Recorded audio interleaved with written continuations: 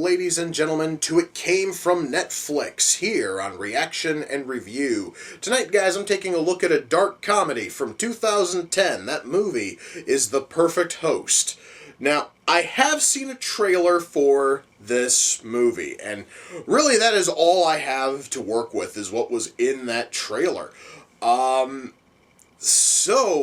From everything that I happen to remember, because it's also been a while since I saw the trailer, it's a movie about a fugitive who is running from the cops, who ducks into a random house, and the house is owned by a psychopath who then opts to essentially hold the fucking, fugitive hostage and torment him.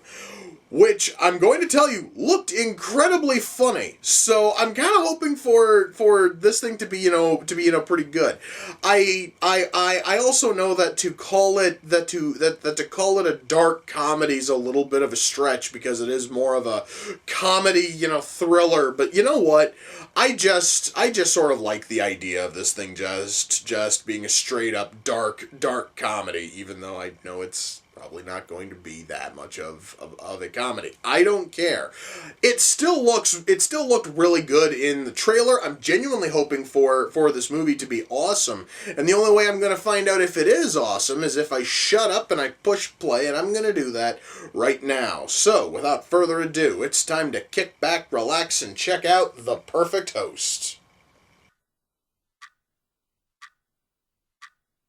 You know, guys, there really is something funny about just watching this guy's really flimsy story completely fall to pieces. It really is just getting funnier with every passing moment. And I'm waiting for the moment when David Hyde Pierce's character finally snaps.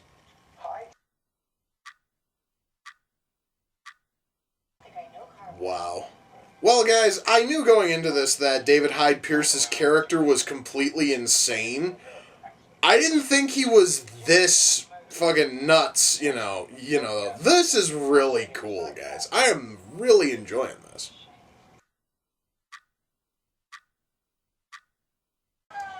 Oh my god, that would really fucking hurt. But at least it definitely stops his foot from bleeding, so at least that's a positive.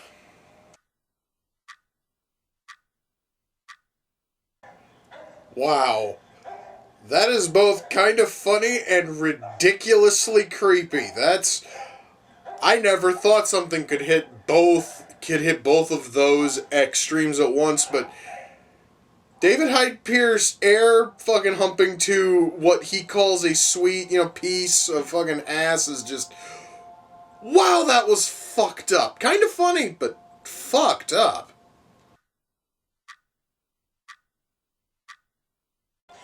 Well, guys, that was The Perfect Host. Let me shut that off. Okay. So, why don't we talk about the writing?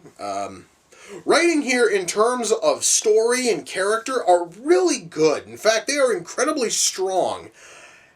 Except for the final act of the, film. Let me try to explain. And this guy's going to be really difficult to completely explain, because I don't want to spoil anything for people who haven't seen this.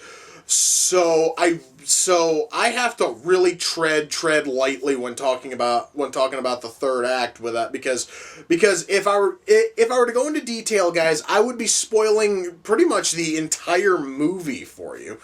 And this thing is certainly good minus that, and I really don't want it to be ruined for anybody.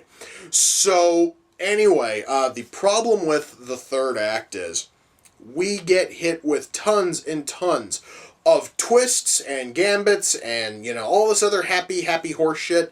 And when you have a 30 twist pile-up in your closing 20 minutes, it just doesn't work. It feels poorly done. It feels kind of sloppy.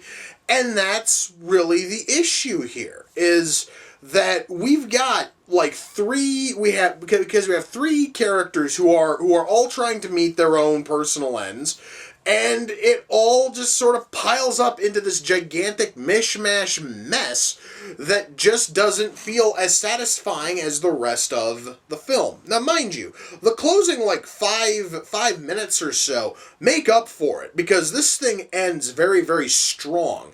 It's just kind of a pity that the 15 to 20 minutes before that were so, were just so haphazard and sloppy. It really does negatively impact a movie that is otherwise fantastic.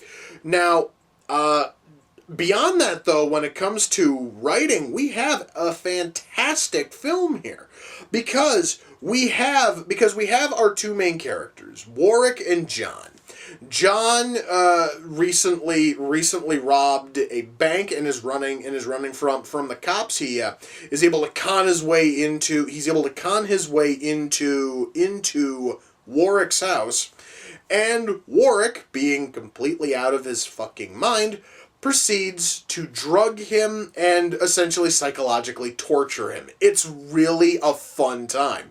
I totally understand, guys, it sounds really fucked up to say, that somebody that watching a movie of somebody psychologically tormenting another person is a fun time, but in this case, it totally is. And that's partially because John is written as just such a horribly unfucking likable douchebag. So you love to see him you love to see him get tormented and tortured by Warwick, and that's also because Warwick is just such a happy and lovable fucking psycho that you cannot bring yourself to hate him. It's really interesting stuff. The characters here are lovable, including, and this right here is a small spoiler, is a little bit of Warwick's lunacy comes from the fact that he holds dinner parties for all of his imaginary friends. And the very fact that he spends more time talking to them than almost anybody else really does add to the humor, and there's just part of his lunacy on top of being fucking sociopath kind of. Anyway, he really is just a lovable character, and Warwick is the reason why you're going to watch this.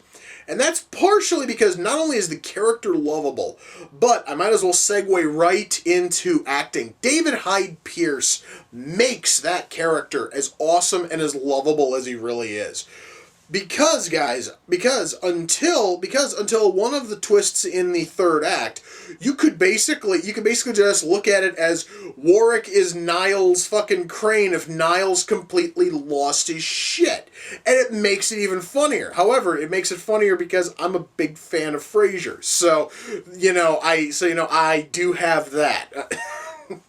And beyond him, though, now beyond him turning in a fantastic showing, every other member of the cast also turns in a great showing, and that's partially because, first of all of them know how to act, and when you're handed a script that is this strong, then naturally, if you give a strong script to good actors, you're bound to get something great. I mean, it doesn't always happen, but the odds are certainly there.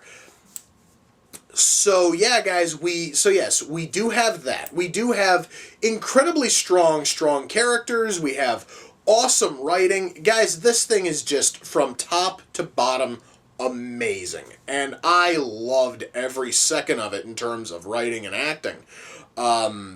And really, guys, I cannot say much else beyond the acting is great, because nobody here honestly turned in, anything that is bad.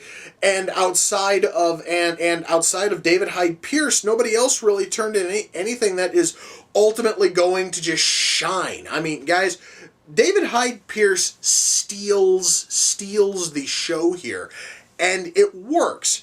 And even, guys, when the final act is just falling to pieces, he is still able to salvage it in the moments where he's there.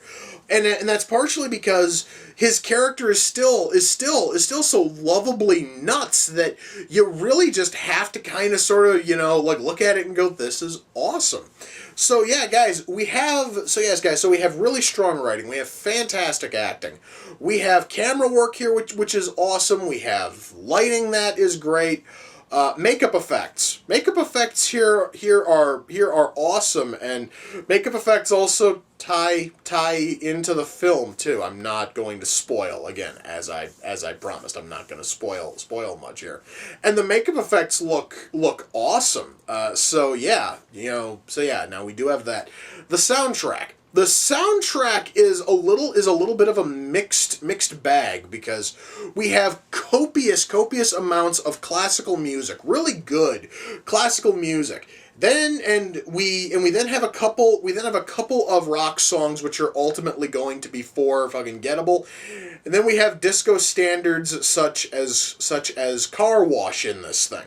So yeah, guys, so in terms of soundtrack, we basically are running the gamut from awesome to shit, and honestly, all of it, works. I mean, because even though, guys, I'm not a fan of disco, and I absolutely despise Car Wash as a song, it works here. It seriously works it really works for the scene. And if there's anything that a movie has to have when it is throwing in music, the music has to be fitting and the music has to work.